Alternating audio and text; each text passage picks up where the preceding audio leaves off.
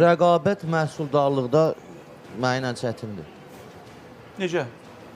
Yəni rəqabət aparsaq mənə daha çox stimul gələr, yazıb yaradaram, nəticə Sən bu gün göstərərəm. rəqib görmürsən meyxanda heç kimi. Rəqabət aparan yoxdur. Əslində görürəm, hamı rəqib ayağa durub işləyən. Necə bilməlisən ki, sənin rəqib var və bu rəqabəti aparmalısan? Kimsə çıxıb efirdən deməlidir ki, mən Pərvizdə rəqibəm, yoxsa mən Pərvizdən öndəyəm.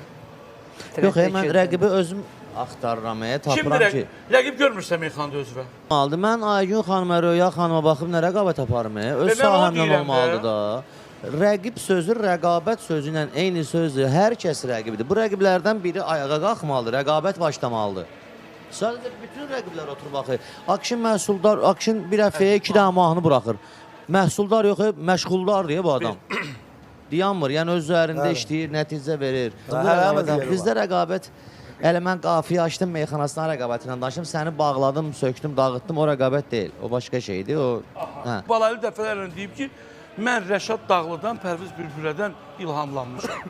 Akşin Fatih baxmayaraq danışandır, Pərvizlə heç vaxt polemikaya girməyəcəklər, dostluq. Pərviz bilir ki, heç kim burada bir-birinə xətrinə deyməyəcək. Ona görə bunu açıq-aşkar deyir. Pərviz bilir ki, onlar ona görə bunu deyir.